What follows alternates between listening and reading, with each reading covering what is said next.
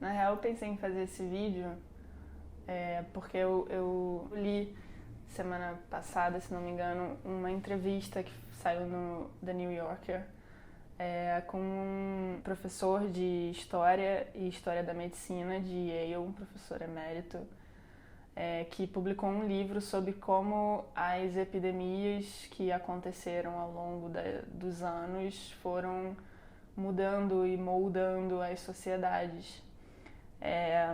E eu achei muito interessante a proposta dele de olhar para o surgimento de uma nova doença através de vieses mais políticos, assim. Porque acaba que, na real, é isso que acontece. O nome dele é Frank M. Snowden. Eu vou deixar aqui na descrição do vídeo um link para a entrevista dele no New Yorker. Eu achei interessante que ele fala que nenhuma doença epidêmica é aleatória, que as sociedades elas se constroem e elas acabam construindo também as suas próprias vulnerabilidades. E isso torna os seus ambientes mais disponíveis ou menos disponíveis ao surgimento e à proliferação de uma doença, por exemplo, como o coronavírus. E aí ele diz que, eu até anotei aqui, e eu vou citar como ele fala, que estudar as epidemias é entender a estrutura da sociedade, seu padrão de vida e suas prioridades políticas. Porque é muito louco, pelo menos eu tenho pensado que é muito louco a gente estar em 2020 e estar enfrentando isso, vivendo isso agora. Beleza, talvez isso sempre aconteça. Esses dias eu até me deparei com uma matéria que questionava se o coronavírus não é a tal doença X, que é uma doença que alguns cientistas acreditam que vai aparecer um dia e dizimar parte da população mundial, e enfim. A pessoa que escreveu dizia que achava que havia pouca chance de ser, porque a letalidade do coronavírus é muito baixa, não tem... De fato, são só grupos muito específicos que estão morrendo por conta da doença. Uma das coisas que ele fala que ele acha que foi decisiva para que o coronavírus se espalhasse para fora da China foi a forma como o governo chinês escolheu tratar o assunto. No dia 31 de dezembro foi que o governo chinês entrou em contato com a Organização Mundial de Saúde, informando que tinha uma nova doença que eles não tinham ainda entendido muito bem como funcionava. A princípio, os sintomas remetiam a uma pneumonia, mas não era bem isso. A atitude que eles decidiram tomar foi a de isolar Wuhan, que é a cidade mais populosa da região central da China, que foi onde começou a doença. São mais de 11 mil habitantes que tem nessa cidade. E uma coisa que o Frank Snowden fala nessa entrevista é que essa tática do isolamento sanitário ela vem se provando desde o século XV ineficiente no combate a diversas epidemias que a população mundial já enfrentou em diferentes momentos e lugares do planeta. Foi usado como estratégia para tentar conter a peste bubônica e não conseguiu, para tentar conter a cólera e não conseguiu, para tentar conter o ebola e não conseguiu. Porque o que ele defende, o Frank Snowden, é que quando você se depara com uma situação de uma epidemia, é muito importante que o tráfego de informação, que a troca de informação entre entes governamentais e a sociedade civil seja muito aberta e muito clara, para que as pessoas entendam quais são os riscos, como se prevenir, o que está acontecendo, o que deve ser feito e o que não. E o que acontece numa situação como foi o que aconteceu em Wuhan, quando você isola uma cidade assim de repente, é que as pessoas entram em pânico.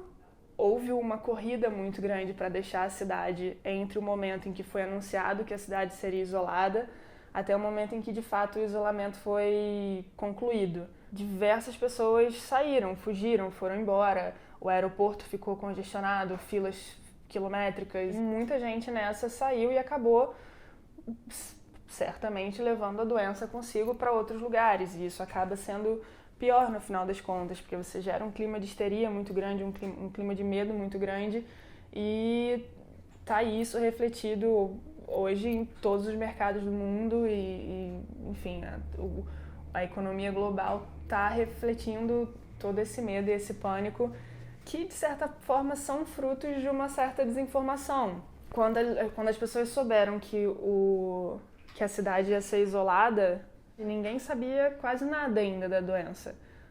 Como ela agia, como era o contágio, quem corria risco, quem não. O certo seria não trancar uma cidade inteira. A estratégia ideal seria acompanhar os casos individuais e deixar esses casos em quarentena, e desses casos ir procurando os contatos dessas pessoas e como elas podem ter espalhado de certa forma a doença, e contendo com quarentenas de pessoas específicas, individualmente, e não você chegar e trancar uma cidade de 11 milhões de pessoas. Porque aí quando informaram que a cidade ia ser isolada, o nego entrou em pânico e começou a querer fugir, porque ninguém quer morrer. Porque o que temos que fazer? Ele diz? Cara, ele diz, mas o que ele diz é desanimador, assim, porque na real ele diz que o que é preciso fazer é que as pessoas entendam que toda a humanidade é um organismo único, né? Que o que afeta uma pessoa num lugar afeta outra pessoa no outro lugar. Enquanto houver pessoas vivendo em condições desumanas, sempre existirão essas vulnerabilidades sociais que tornam possíveis a propagação de doenças como o coronavírus. Porque não adianta de nada você sair correndo e ir numa farmácia e comprar 15 caixas de luva, 15 caixas de máscara, para depois outra pessoa chegar num lugar precisando e não ter. Ou uma pessoa ter um resfriado, ter uma gripe, precisar de fato usar uma máscara, que não é uma necessidade real de prevenção, não é um método de prevenção real nem eficaz. E a pessoa não ter essa máscara para usar, porque uma pessoa que já está doente ou uma pessoa que tem algum sintoma, essa pessoa sim precisa usar uma máscara. Você que está em casa, que está bem, como eu estou em casa, estou bem, estou aqui, estou protegida, não precisa usar uma máscara. Se tudo está em rede, se todo mundo está conectado, você tem que pensar que não adianta você querer se proteger se o outro não tem meios de se proteger. Que aí a gente cai, por exemplo, no problema da defesa ou não do SUS. Enquanto houverem grupos sociais sem acesso à saúde, a tratamento de saúde gratuito e acessível e disponível, doenças como, sei lá, tuberculose vão continuar existindo em 2020. Sarampo vai continuar existindo em 2020. E são coisas que não precisavam existir. Então não adianta de nada você tentar combater uma pandemia quando você tem pessoas que não têm acesso ao básico, que é poder fazer um teste para saber se ela tem a doença ou não, para saber como ela pode proceder ou deve proceder ou não. Se você comprou caixas de álcool gel, compartilhe com os amigos, veja quem não conseguiu comprar, ajuda as pessoas, não adianta você... no WhatsApp, grupão não no álcool gel. Grupão no álcool gel. Não adianta você se proteger se o amiguinho do lado não tem proteção, se a pessoa não está tendo acesso ou à informação ou aos meios de se proteger.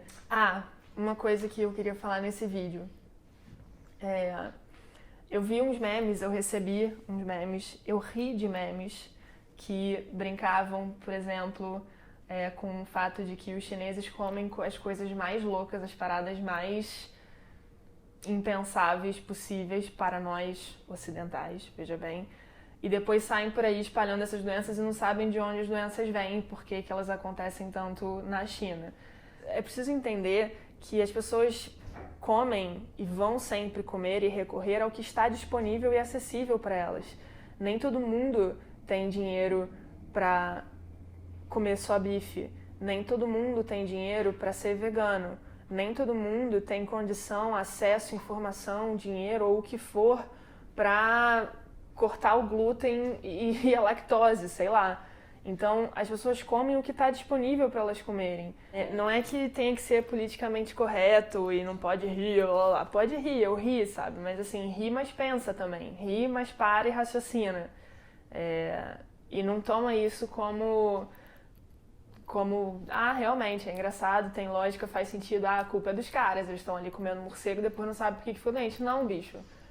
Não é bem assim que a coisa funciona. E é isso, lavem bem as mãos por pelo menos 20 segundos, com bastante frequência, toda vez que chegar em casa, certamente, com certeza, em tempos de coronavírus ou não, lavem as mãos toda vez que chegar em casa.